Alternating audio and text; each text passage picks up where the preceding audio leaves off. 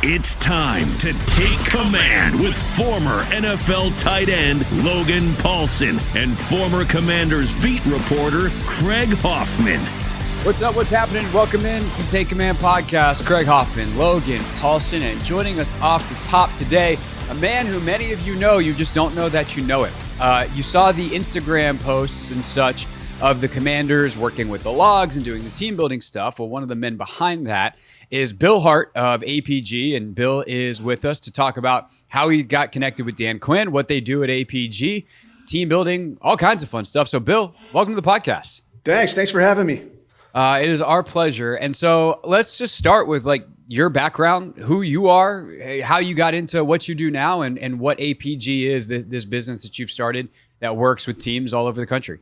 Sure, man. I'm Bill Hart. I'm with APG. I'm one of the founding members, and we've been doing this, I want to say about 12 years now. And I spent my entire career in the SEAL teams. I came into the Navy in 1992, went straight into training, and spent about 10 years from the player's perspective, just going to practice and never getting to play, which was kind of a drag. But towards the end of my career, I had been working on a psychology degree, and I got into that because I spent a lot of time downrange overseas, and I was the guy that would get stuck talking to people on target. You know, like you go looking for Carlos the Jackal or whatever, and now here's a whole stack of people, and somebody's got to talk to them. And they said, hey, that somebody's going to be you. And I was like, well, I don't want any part of that. And I ended up doing it anyway and got into the psychology end of things, and got linked up with Mark Walker, my business partner now, and we stood up APG. And the idea here was really just to transfer what we know as special operations guys, you know, some of the little things that I guess, you know, you take for granted after doing that job for a little while, and probably some of the things that, you know, older players can relate to this, like things you just take for granted. They're like, yeah, I know to do this, but now you got a guy coming in, doesn't have any idea. And he's got to be shown. Like, he's got to either be shown or he's got to sink or swim. And, you know, the idea here, I guess, is try to reduce the number of people drowning in that sink or swim process. So, we started out, man. We started out like it was just a good idea, you know. And we had started out where our last job in the Navy was in this office called Recruiting Directorate. And what the job was essentially was you're a commercial for the SEAL teams. Like they'd send you to high school, send you to colleges, and you talk to the athletes and like, hey, here's the teams, you know, if you're into it. And what we ended up having was more and more coaches would want to bring their teams by the training center and like, hey, could you do that little, you know, 1 hour talk or a little workout or whatever, that thing you guys do? Could you do that? And that was kind of what gave my business partner, Mark, gave him the idea for our business. But when we started out, it was like you'd call somebody and they're like, well, who have you worked with? And you're like, some colleges and stuff, but I don't know, you know. So we started really small, and our first gig as APG was actually a free gig we put on for a high school just in San Diego. And they were like, yeah, that was great. You should charge for this. We're like, yeah, I know. Thank you. But kind of fast forward a couple of years, we got linked up with a cycling team called Novo Nordisk. And I don't know if they're still out there. This was a good few years back. I think they had some financial issues. But you guys started charging so much.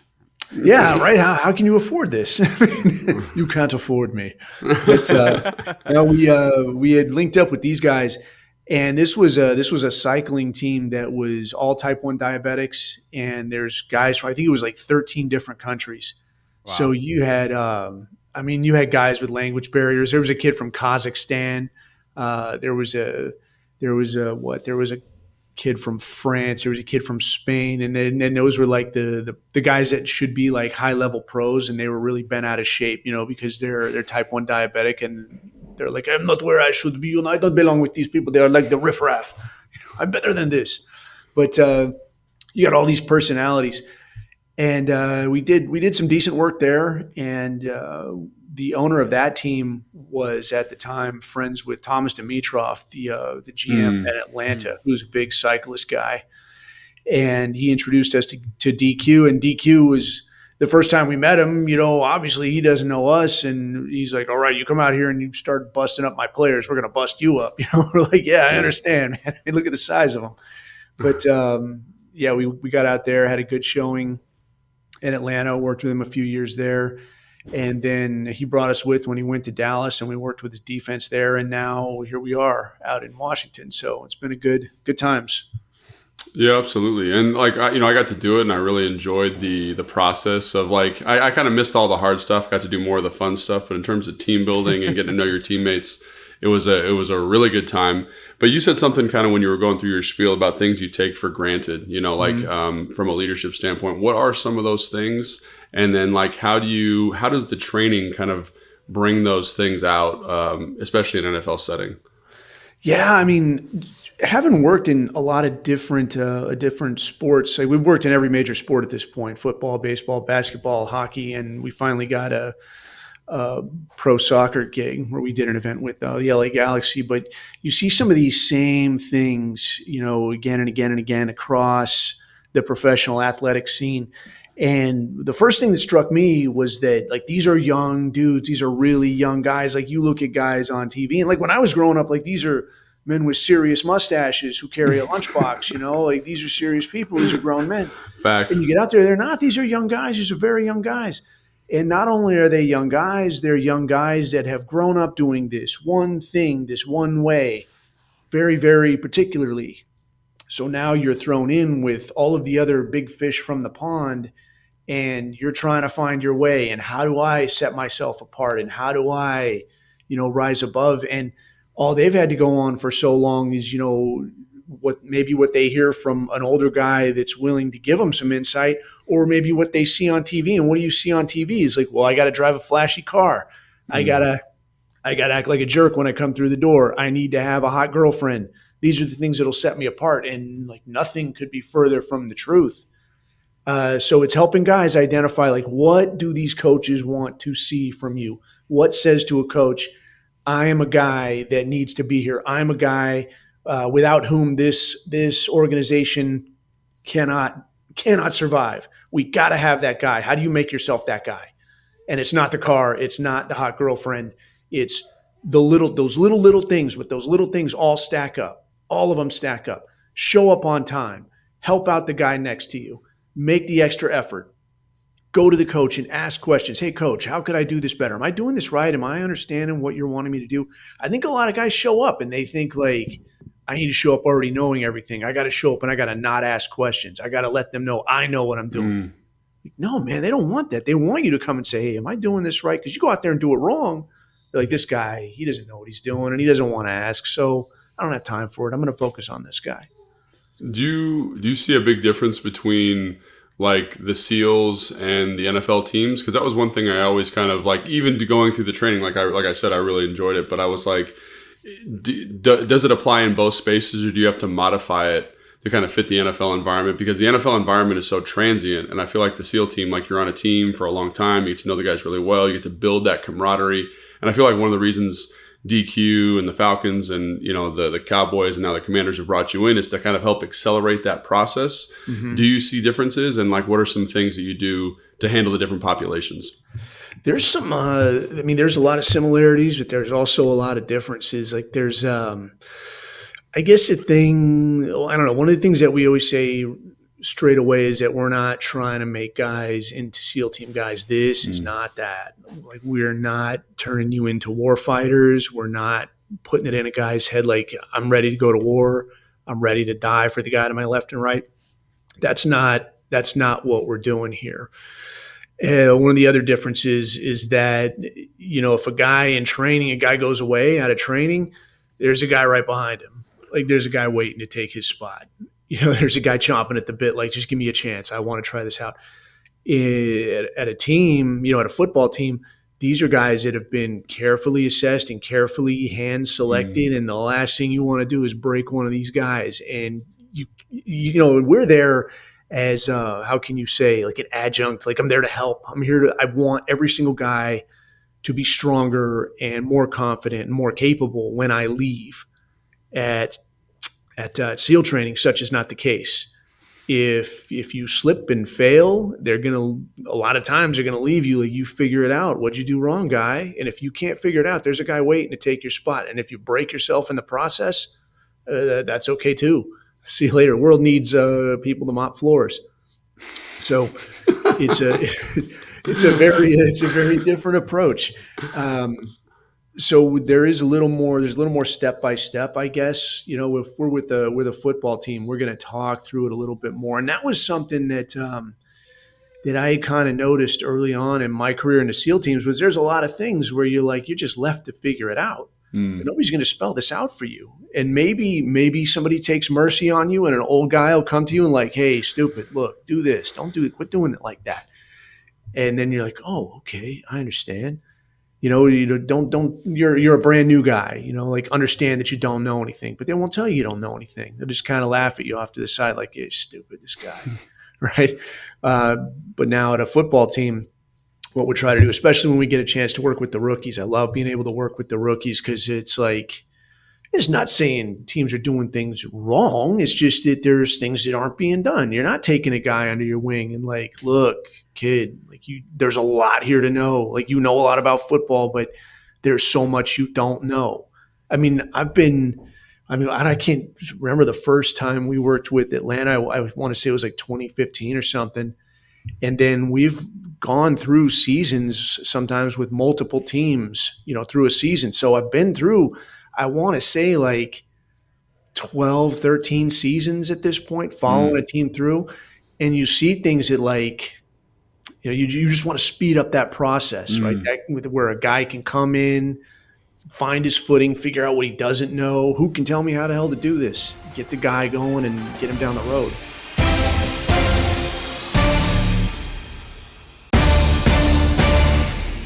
I'm curious if you've noticed your work team to team, comparing them across years and across even, 1 year to the next for some of DQ's teams. When you have a guy like a Matt Ryan, who was with Logan in Atlanta, guy like Bobby Wagner here, and you get into these sessions, do you see some of the leaders emerge? Do you occasionally get to a team and you're like, man, you don't have to name names here if you don't want to, but by all means, it would be great for the podcast if you did. You get to a team and you're like, oh, this team's in trouble. They don't have any leadership. We can do the best we can, but ultimately, this team needs a dude, and they don't have a dude. Can you tell those types of things as you start to work with these teams? Sometimes, yeah. I mean, when you start to make guys uncomfortable, then you'll see some guys. It's a very weird thing, to be at that far end of the bell curve, working at that far end of the bell curve. It's a very strange thing. It's kind of like. I guess some guys, it's kind of like the honed edge of a knife. It's very, very sharp, but it can also be very fragile, So a guy is that good, if you shake him a little bit, where it's like, hey, you're out of your element now. Now what do? They don't like that. They don't enjoy that. Other times there'll be a guy that's like, yeah, this is all I needed was, a chance to demonstrate that I can think under pressure. I can make decisions under pressure. And in that type situation, you'll see guys that you would not have imagined step up and start hey, come on you. And it'll be some guy that maybe he's never been recognized as a heavy hitter. But he'll just emerge. I remember when we were in, it was a trip though. One of the things we had to deal with, because when we were in Atlanta and when Logan was there, and I remember you texted me, man, after the exercise that we did. I can't remember were you there the year before? No, I was there in 17. So I missed all the hard stuff, and I got to just do fun stuff with paintball guns and night missions and stuff. So it was cool. Did you do the hostage rescue one? Yes. Where we did. That was really cool. And wait, who was the hostage? Just people in the building, employees. It was they got people around the building to volunteer to be combatants and all this kind of stuff. And so you'd show up, you're like, man, you're the lunch lady. Why do you have a paintball gun? You know what I mean? It just was a random deal, but yeah. That's funny. It'd be pretty hilarious if Julio Jones was the hostage. The whole Demetros running down from the front office. Well, it was cool because the first year, the first time we did a scenario thing with the team, we had Scar was the hostage, and we did. Oh, that's right. That's right. Were you there for that one? Yeah, I was there for that one. Yeah. Yeah, that one's. So that was kind of the one that everybody was looking forward to the next time. And it was super fun, but there was lots of lessons involved of how you think under pressure. And a lot of this was for the coaches. And like quick recap, the way we did it was we hooked up with the Atlanta SWAT guys, and we had this at their facility. And we had the Atlanta SWAT guys being the the opposing force. But I had to tell them like very specifically, like stand in this place. And when they come around that corner, you shoot at them. And when they shoot back, you fall down dead. Because the point of this is to teach guys like, look, you got a plan, but now when it gets hectic or people start doing different things, you got to be able to think through this and talk through this. It's not paintball. I don't want you to just go paintballing. Mm-hmm. Right, because the football players versus the SWAT team in paintball, advantage SWAT team. Yeah, right? Unless you set up the SWAT team to fail, which was the point of the drill. That was actually success. Yeah. But what we saw was like we had the older players, we had the vets going last. So those guys launched out at like midnight. And the reason we had to do it like this was because like union rules, like you can only work guys for this amount of time. So we had to be like, all right, you show up at this time, you're going to work for like an hour and then you go away, get out of here. You're not on the clock. But so the first crew we had was actually the coaches, and they went in broad daylight. And this was when the SWAT guys were still doing what I asked them to do. And like they stand in a place and like ding, ding, ding, die American. And then they fall down.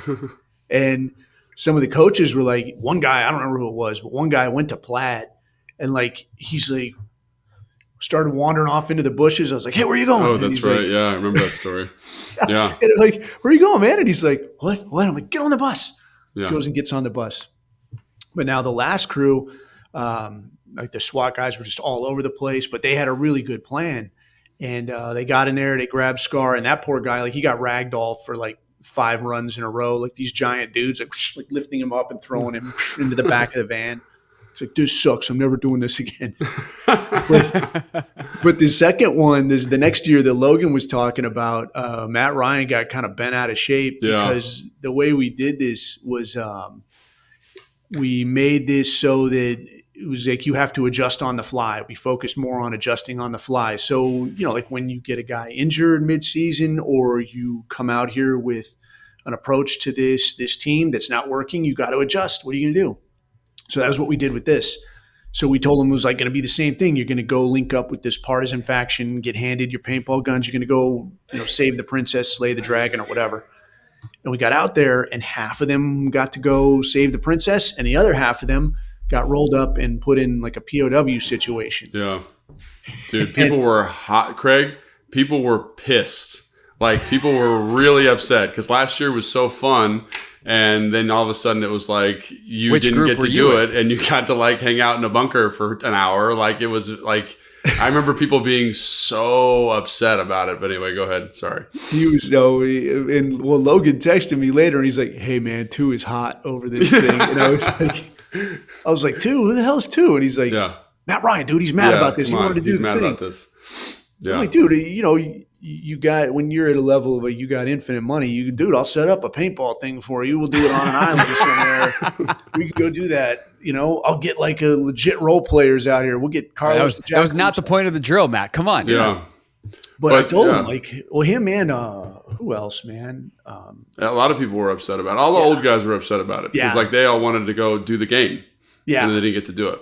And I talked to a couple guys the next day and I was like, look, the fact that you're talking about this the next day tells me that the point was made. Like this was what you needed. Like you needed to be in a position where you're disappointed, you're pissed off, you got to think on the fly. And now you got the girl from the lunchroom is slapping you, telling you answer the questions. That's right.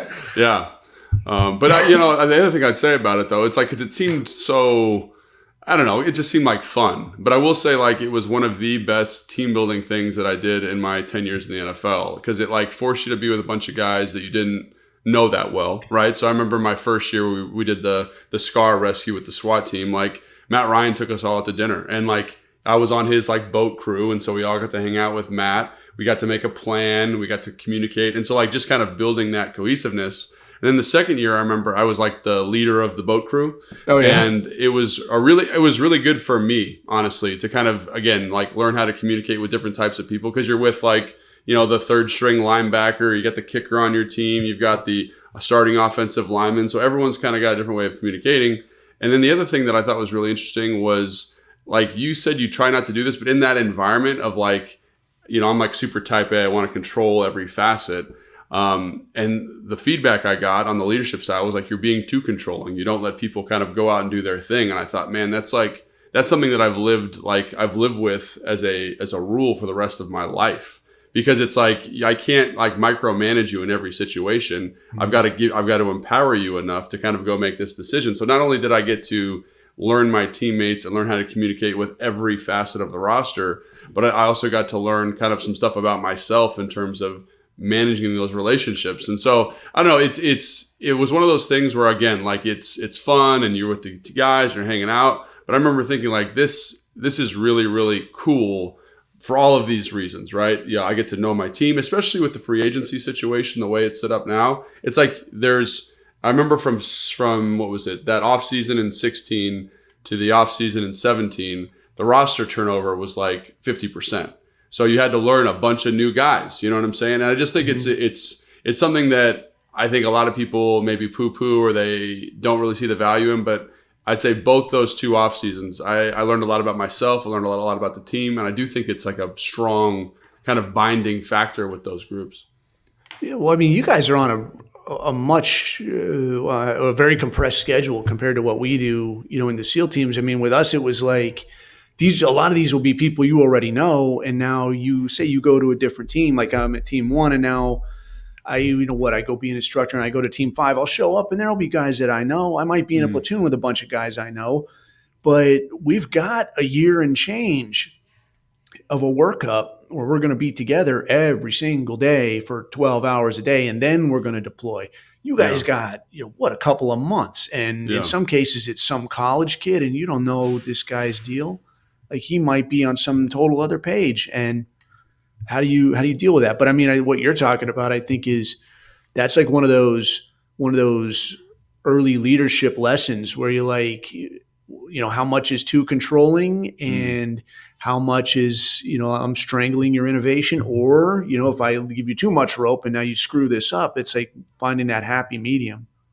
Yeah. It's funny because like you talk about that, like, and people say, well, why does that matter? But it's also like in terms of how you interact with people. You mentioned the young guys coming in or the free agents coming in. Like, how do I, as a leader, and I might not have like, the Matt Ryan level of leadership, but everyone's kind of a leader in their own way. Like, how do I communicate with this person and stuff like this? And like you talked about, you said like making guys uncomfortable to see how they react is another like tool, right? Like as if this guy's really upset or he can't handle adversity, like how do I motivate him in these situations? And I think it's great for the whole roster over this 3 or 4 day period to kind of figure that out. And I don't know, was that a goal of you guys? Was that a goal when you kind of set out to start do this, or was that just kind of a happy byproduct?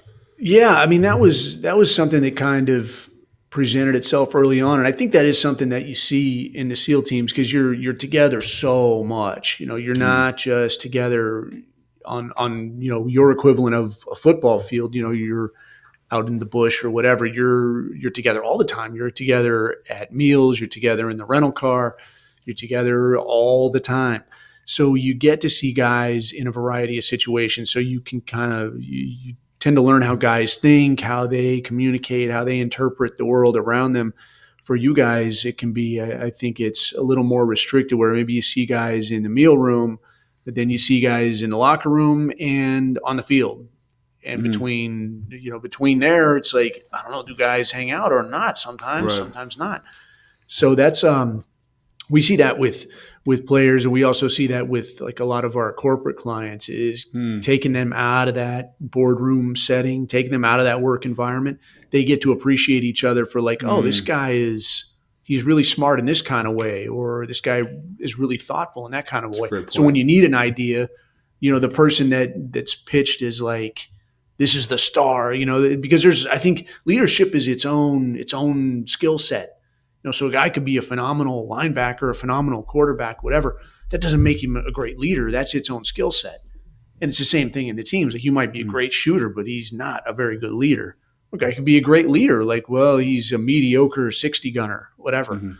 But it's its very own skill set. Right. And when a guy develops that, but you develop that and then recognizing that, from the higher ups, like, oh, this guy's got a good brain on him. Let's see what we can do with him. Right.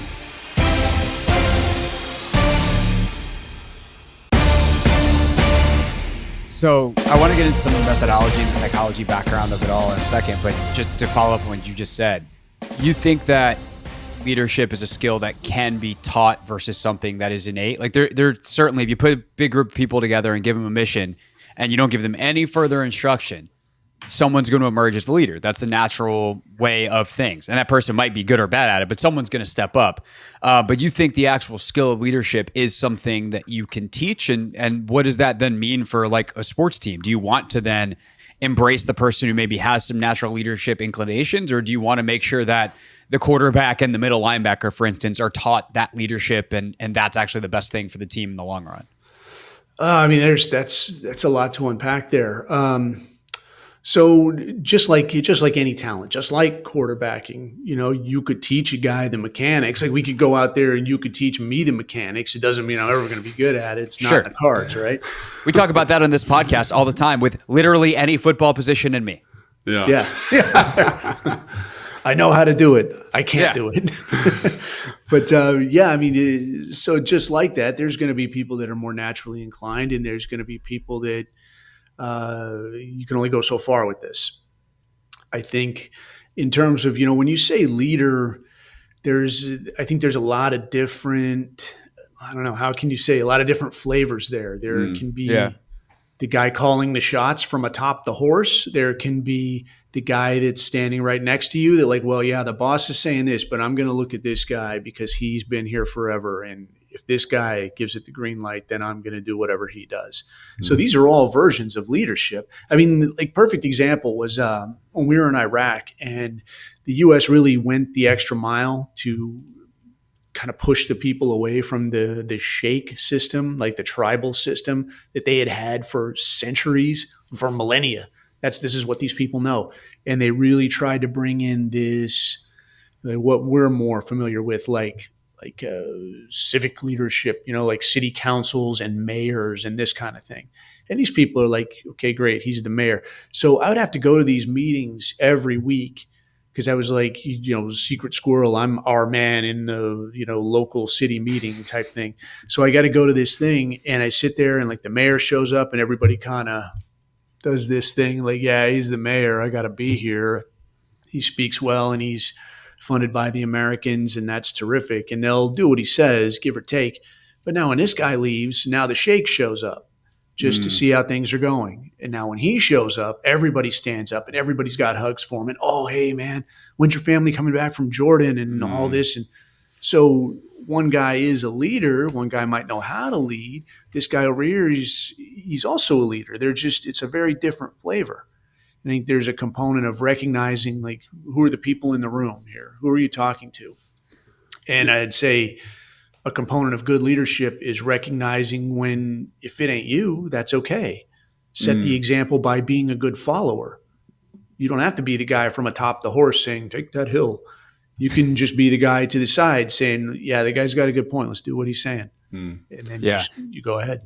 That's a great point. There is a kind of a quadrant system of leadership that I actually learned from my wife. She did a lot of studying of history and presidents is the forum of which she learned this through. And we were talking about it because we're gigantic nerds and this is the kind of stuff that occasionally we talk about. But I'm curious if you've heard of this and how it kind of plays into what you guys do of active, passive, and then positive, negative.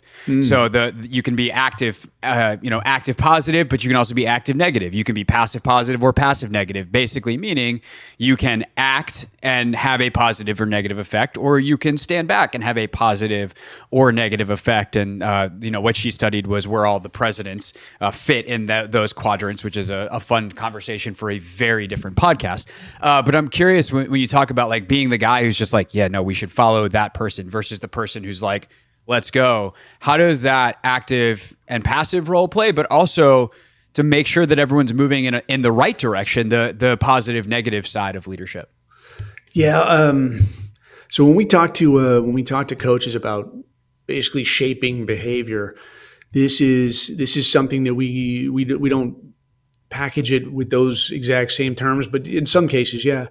And this is what you're talking about sounds like a version of conditioning where you're talking about positive and negative, what they call punishments. So there can be rewards and punishments. And you think of just a punishment as just a bad deal, right? This is something I didn't want to happen.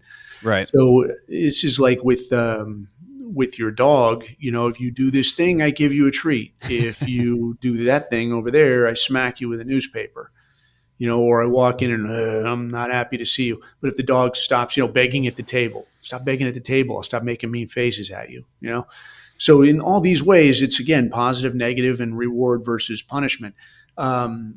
What I think especially my generation, what we grew up with was really just punishment. Like, go and do things, and when you do something wrong, you're just going to get smacked. That's what you're going to get. And like with my generation and the teams, like the guys before me, that was like all you had to work with. Like, what should I do? Like, just go and do things. And when you get taped to something, you'll know you did the wrong thing. Yeah. But that's not effective, right? That's not what we want. So what we try to push for instead of, guys complaining, because a lot of times guys will just complain. That's the only tool they feel like they have in the bag is like, hey, this sucks. Hey, this is stupid. We should do something else. Okay, well, what else should we do then? Come with a good idea. Don't just come with a complaint. And when there can be, it's not more than one way to skin the cat, right? And this is something we'd see with young guys. We call the one platoon wonder. Like, most dangerous man in the world is a guy with one platoon. Like, he's got 1,000 good ideas, and none of them make sense. But they'll say, "Well, this is how we did it last time. This is how we did it. This is how we." Man, you have one version of how this job goes. There's about 100 different ways to do this. You've got one. The boss is saying do this, unless it's an absolute bear trap and a complete disaster. Just be a good example. Go do that thing. Right. Yeah, I'm curious, Logan, real quick, to lean on your experience, not necessarily just with APG, but as a player over your career, like the idea of that positive, negative side, even more than the active, passive. But because I think I've covered guys here that led the locker room in a bad direction and it caused problems. And they were leaders. They had people following them, which by definition makes you a leader. But it wasn't in the direction that the coaches wanted to go, and it wasn't one that led to winning. And I'm curious, if you've had experiences in the locker rooms you've been in of both like really great positive leaders that led large groups of the team or the whole team in the right direction versus sometimes where maybe a locker room was splintered in part because there was a leader who was leading against the grain. Yeah, absolutely. And I think like that whole idea of like just buying in that Bill was talking about is something that like is interesting. I've never heard it said that way. Like the one platoon guy, like there were guys who would come from different teams and be like, this is how we used to do it when I was with the Eagles or when I was with the Ravens. And you're like, the way we're doing it right now actually isn't that deleterious. It's fine. Like it might not be the perfect schedule. It might not be, it's different than what you want, but you being so obnoxious and annoying in the locker room is bringing the young guys to you in a way. And it's fracturing the locker room. And so I do think that is like a really interesting component of just like the more experienced you are as a veteran in the locker room, the more you can just be like, hey man, like this is the schedule. Like, let's give it a shot. It might not be perfect, but let's do it. And I think we saw examples of that last year, just covering the team when EB comes in and changes the schedule. I was gonna say, yeah. Like a lot of people get really dogmatic. And I've had this experience too, really dogmatic about the schedule. But in reality, it's not that much of a deviation from what you were doing before. And so the one that I think of that was the most definitive example of poor leadership, but it was like the example of the newspaper thing that Bill was talking about too, is I remember when Deshaun Jackson came into the team. And again, Deshaun is a really good football player, and I think he was a better teammate than a lot of people like want to give him credit for. But if you gave him space to take advantage of a situation, he would. If you didn't, if you said, hey, this is not what we're doing, he wouldn't do it. He was like, he played within the lines really well. But if the lines weren't very clear, he would just wander off, So like I remember one day, like he showed up late for practice. And no one said anything to him. And so like for me, I was like, well, that's unacceptable. But it's his first year with the new team, and Gruden was the coach, and Gruden didn't say anything to him. So the next day, like him and Trent come late to practice. It's like, okay, well, someone should say something to somebody. And then it goes on, and by the end of that week, there's 15 guys coming late to practice, like they're missing warm up. And you're like, this could have been, and this is not anybody being bad. No one set a standard. No one took the newspaper and wrapped you on the nose, or even just brought you aside and put your arm on you and said, hey man, we don't come late to practice. Like that's just not what we do here. That might have been acceptable at a previous location, but that's not acceptable here. And so like, and this is again, just showing the maturity of of playing for 10 years and watching a lot of football, like at the time I was mad at the player. I was mad at Deshaun. I was mad at Trent. Mad's the wrong word. I was frustrated that they weren't like adhering to a standard.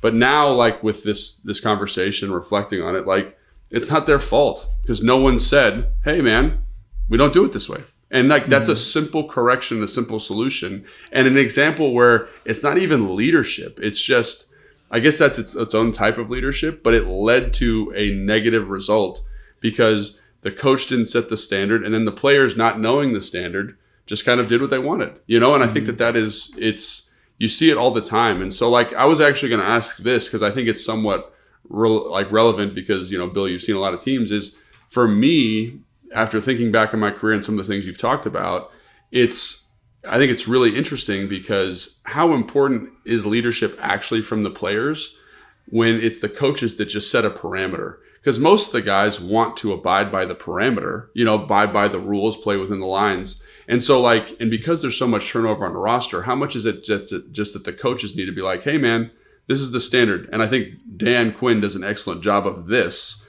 This is the standard. This is how we operate. And then everyone just kind of falls in line because they all want to be, they're all good guys for the most part. And the bad guys, because you have so many good guys on the roster, will kind of fall in behind you. Do you have any thoughts on that? Yeah. So in terms of like who's driving this train, like why are things happening the way they happen? Like I heard this, man, I can't remember how long ago it was now. I want to say like 30 plus years ago, I heard a comedian actually talking about this. And the idea was that like, say you walk into a club, you walk into like nightclub and the DJ is spinning, the people are dancing, but you know, you're there long enough. There's a kind of an ebb and a flow and there's like a cycle to it, and it's high energy, it's mellow, it's picking up, but who sets that tone? Is it the people out there shaking their ass, or is it the guy in the DJ booth? If you ask him up there, he's going to say he's looking at the crowd. If you ask the people down there, they're going to say they're listening to the music. So it's a very interactive thing. It's like it takes both sides of this thing to make this thing work. So if you've got players and all they're going to do, and this actually took me a really long time to get my head around, because like in the teams they'd say, we want to see extra out of you, we want to see more, bring me more, and I'd say, man, you got something you want, just ask me for it, I'll deliver. Right. But don't come to me with like, do more, just ask me for what you want. But eventually I figured out that like what they're asking you for, what they're telling you do these things, don't do those things. That's the baseline for what they expect. That's the baseline for functioning here.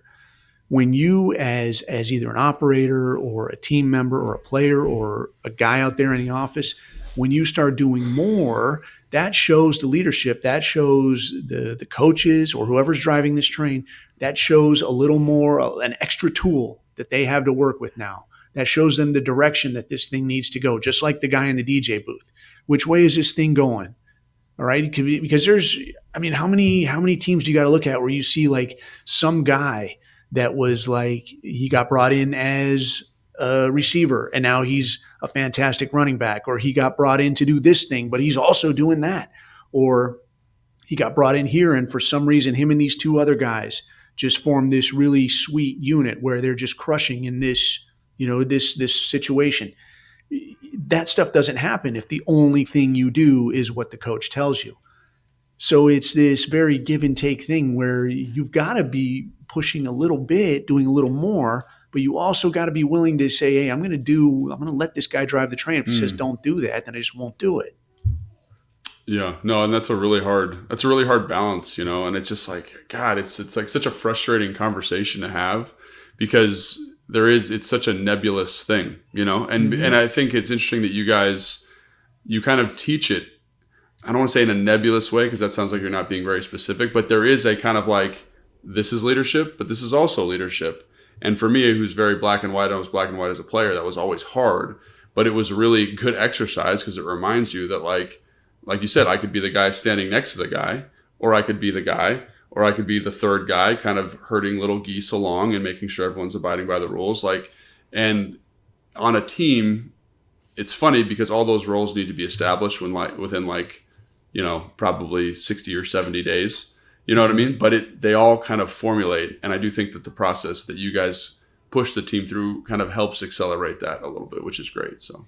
Yeah, I think it's also interesting because this is actually the continuum that I was talking about with the active, passive, negative, positive, right? Like negative, passive or passive, negative is nobody said anything to Sean, right? Like that is a passive, negative outcome.